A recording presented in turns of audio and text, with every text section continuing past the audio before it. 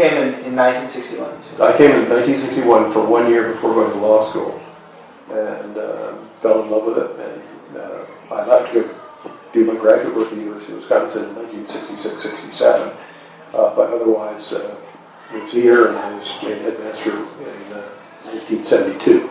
In my opening talk to the faculty, actually, when I became headmaster, I said that I wanted to take the arts and make them equal to athletics and academics, and that was much of the thrust of what we did in the early years of my time. That's Arts and Humanities building was built. I mean, that we had Potter as an art teacher, and we had one person in theater, but he also taught 4 sections of English, so he put on 2 plays a year instead of coaching on sports. I actually had been a member of the committee that recommended we go co-ed, and we voted it as a faculty, and trustees agreed to do it, and we were actually, along with Andover and St. Paul's, the first schools to go co-ed in our own right. But when we became co-ed, there was just an explosion of interest in the arts. Right. The bottom half of an all-male class was replaced by girls who were adventuresome and wanting to come here, who were bright. So the whole quality of the academic standards of the school rose almost instantaneously. Yeah, we had conduct grades. You got them for missing classes. You got them for messy room. If your bed wasn't made by 8 o'clock, the faculty duty. At 8 o'clock. Yeah, the faculty members were responsible for going to every student's room before first period class to make sure the bed was made. And I mean made. It wasn't, just pulled Check up. the corners. Yeah. Wow. So much of that kind of restriction left in my time. The schedule changes, the introduction of the arts, just the spirit of the place changed so dramatically. I think one of the, you asked earlier about things that we did in my time. There were many things, but one of the things that has made a tremendous amount of difference in the student-faculty relations at Taft over 40 years is the MON meetings, where you sit here with the headmaster and whoever else might come, but usually with the headmaster, and you talk about, you're allowed on the inside of what's going on at Taft. And it makes it more of all of us together than it does separately. Yeah. And that was actually another thing that we did early in my time, is we made the discipline committee faculty-student disciplinary. That's another great. Yeah, because before, when I first came here, it was the headmaster and 6 members of the faculty made all the decisions. And you had no insight into this from the student point of view. So the same thing with the honor corps. One of the big difference would have been that do you know where the Wade House is? Okay. You know where the alumni house used to be before they moved? On the Sped Street. Yeah. And there's a brick building there. That was the senior smoking house. It was called the Wade House. And all the students just looked forward so much to being seniors when they could go there and smoke. And I can't tell you how many people I met in my latter years as headmaster who said that, God, I love Taft, but there's one thing I'm still mad about. You gave privilege of smoking to us, and we all started. There were kids that wouldn't play sports because they wanted to smoke. Can you imagine that? And at night, which the duty for nighttime study hall, where all students in lower school were there together, was taken by the faculty members who lived outside the dorm. And there used to be unbelievable pranks played in there. The best one would always be, they'd set off an alarm clock in a random desk where the kid wasn't there, or they'd set it off in your desk because they were trying to embarrass you. And the faculty member would have to get up from this chair and go walk around and locate the alarm clock, and then whoever did it would be in substantial difficulty. Of course, we also had school assembly, just as you do, twice a week, Wednesday and Saturday. School assembly was actually called job assembly, because if we refer back to the jobs in the beginning of the day, if you cut your job, you had to stand up in school assembly and be identified for not having done what you were supposed to do. Really? Yeah, Mr. Wendell, who you probably didn't know, but he came to be very popular in his class because he loved Taft, but he also didn't like some of the things about it. So he became the counselor to the guys that thought about running away. And on a number of occasions, he actually hired a cab, took the guys to Waterbury, put them on the train, and helped them leave. They ran away. The amusing vignette on the school when I first got here was a man named Reed. Dr. Edwin Reed was the school physician. And he was trained, this is an all-boys school, and he was trained as a gynecologist. He wanted to go on a program called What's My Line, where you guess what his profession is. That's what they did. Yeah. And nobody would allow him to go because we didn't want the Hotchkiss guys to know that the school was a gynecologist. Isn't that amazing? That is amazing. Yeah. That's hilarious. I'll tell you a great story about the end of church. 1968,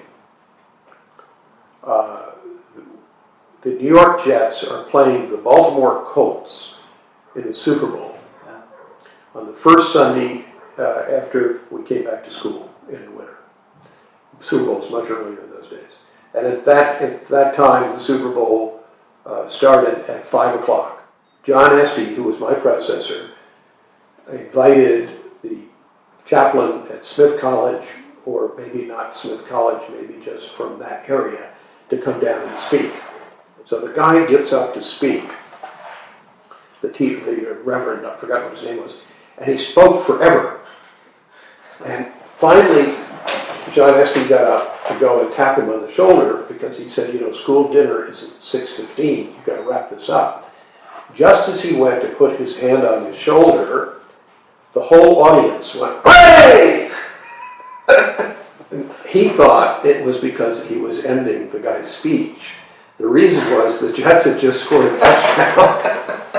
Everybody had their transistor. That was the end of required church. At school meeting the next day, which job assembly the next day, give us all a bit of a lecture about that. Because some of the faculty also cheered. He hadn't realized exactly what the cause was.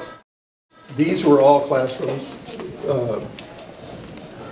There were two classrooms, one there and one here. Yeah. Were there wings? Was there a history wing and English wing? Yeah, history and English were where they are still. Okay. This was a classroom. Right. Mr. Prue's office was Joe Cunningham, who was the director of admissions. Okay. There was only one person in admissions. Okay. He did all the interviews, read all the applications. Right, and by the way, until Mr. Wandell came, the standard way that people were shown around was a young person on the faculty walked them around and gave them the tour. Not a student. Not a student. And one of the things Ferdy did for us was he introduced students into the process, which was revolutionary. This was the head of the English department. Check this out. This man was the head of the English department. He was the academic dean, and he was the dean of faculty. And at once? And he was the college placement person. He did all those jobs, Bill Sullivan. He was the smartest man I ever knew. This floor here is the floor of the school's first gym. Wow. This was the basketball court. No way. Yeah. So this was the other end. So this is part of the gym? The combination of this space going this way was the original gym. And the baskets were here. Oh my gosh. Yeah. Beautiful stuff. It's a shorter walk. Oh yeah. So it used to walk down the hall and go right through the door there and go into the basketball games. That's yeah. When did this theater come around? 86. It was all done the same year. So you can see these are the same. That's the same floor coming on down. Oh right. From the Wow. Isn't that amazing? That is amazing. Yeah. So. Wow. Yeah. No one, I'm sure. Nobody knows that. So what's interesting now is that you've now left right here Right. the original school gym. And we're now in a gym. This used to be air in a basketball court. There was no floor. And this is where the so-called new gym, which was built in 1957, was. So when we gutted this and put all this in here, we put in a second floor and created all the space. The schools. This was in '86 as well, or? Yes, yeah, it was all one. It was the first major building project of my time. Took this all over when we built the original Crookshank building up there. Yeah. We built that first. To When free was up that built? 81 or 2. Okay. So that was the first sort of domino that allowed us then to build this. To open this up, right? Yeah. And make this into what it is. This area we're in now was the locker rooms. No way. And where the music thing is in there was where the shower is. Down here is where the wrestling, this here was where wrestling was. Okay. Because there was no space up above. And where the arts, for the photography, this area here. Yeah, that's still That's still photos down yeah. there. And then these are music practice. Okay, but from here over Right. was a long, narrow hallway, which is where we had indoor puck shooting. So the hockey players could practice the hockey shooting in the winter, Yeah. in other seasons. Wow. Yeah, isn't that It's amazing. It's amazing. This was the school barber shop. No way. There was a barber shop. in Yes. school. That's brilliant. And not only was there a barber shop, but if Dougie, the dean of students, All right. thought your hair was too long, he'd send you down to the barber right away. Was it free? Was it? No, you got to charge went home. But if the barber was here at least twice a week for a whole day. Could you get a shave too? Sure. Wow. Yeah. That's And the brilliant. headmaster's secretary once told me that they'll get a haircut. She thought my hair was too long. I mean, Told you? well, I had more hair in those days. The school store was divided in half. And this half over here was where I taught Really? my first year. Did you teach English? I taught English and history. My classroom was back over there. The entrance to this classroom was here, and the entrance to the other classroom was over there. I think the split ran right about here Yeah. to divide the rooms. Right. But I taught down here, I don't think anybody ever knew where the heck I was my whole first year. Nobody ever visited me or anything else. That's true of all first-year teachers. I would have been fired if they'd known what was happening. So this was rows of seats. And the master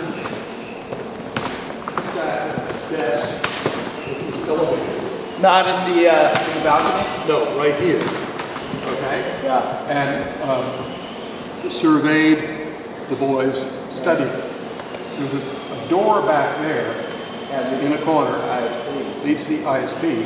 And that's where the headmaster would periodically appear and watch to see how you were doing, managing these unruly characters. It was terrifying. Before they built Bingham, Mr. Taft used to come and address the students from up there. Okay. And so that door that's been closed off now. But before the infirmary was there, you know what that was? No. The school laundry. There's a school laundry. Yeah, so you don't have to send your... The barber and the Yeah, laundry service. Yeah. So, and Congdon House Yeah. was where the maids lived, because in the old days there were maids for that did maid service in the dorms and around about, and they got. So so the kids didn't have to make their own beds? Yes, the they maids made did. them? They just came in, they picked up the trash and that sort of stuff. But Okay. the maids were gone by 1961 when I got here. Okay. So the job program came in and before, and so this building was largely empty also. Right. So we were able to take, first it Congdon became a boys' home, and then it became a girls' home. At one point in the time I was here, before Lure was built, the pond came further down this way. Right. Taft built the pond in order to have 3 hockey rinks. Is that why? Yeah. When you look at the library from up on the hill, Right. it looks a little bit like that's an addition to this building. Yeah. It's the other way. It's the other way. And we built the library and the big reading room and all of this in order to hide the library in order to make it look like it's part of a cohesive part of the town here. When I first came here, the whole of the golf course was right about where the Centennial Archway is. Really? And that's the golf course it's still. There was a hole definitely in the middle of Crookshank. You played down from the golf course to Crookshank, so it's a much more muscular and dynamic place than the buttoned up one, which was a good school, but just very different. And some of the best teachers I ever saw were here when I first got here. Ed Douglas was a great mathematician. Bill Sullivan, the guy I told you about that did everything, was the best teacher I ever saw. I mean, it's just unbelievable. They were just superb teachers. Harry Stearns in history was a great group. Yeah. So, the gym thing, I still can't wrap my mind around that. But I'll tell you the story of how that happened, because it's a piece of Taft history that should be known. When I was a teacher and chairman of the history department and assistant headmaster, I taught a young man named Will Miller. And I got to know him well. He had an interesting mind, and we became close, and we stayed close while he was at Yale. Right. So, and he loved architecture. So, in Will's junior year at Yale, I had him up for lunch just to get caught up, and we walked the campus, and we went into the old gyms, and we got up on the stands in the new basketball court and looked out over the pond. And both of us said at the same time, this is a view that should be seen, and it's never seen in the gym, because you don't want a lot of light in the gym. And then we walked around by the science building, and we looked back at that shoebox and said, we need to gut it and make it into something different. And so we took a look at what we needed to do in terms of art, humanities, and then we realized we had to build a building somewhere for the sports. So that's when we built Crookshank. But that one day, that visit, was the first step of the series of changes that we made. And he then subsequently went on the board and was chairman of the Long Range Planning Committee. And he has as much to do with the architectural beauty of this place as anybody. I mean, it's his gift to us is enormous. So, that's great. Thank you so much. I really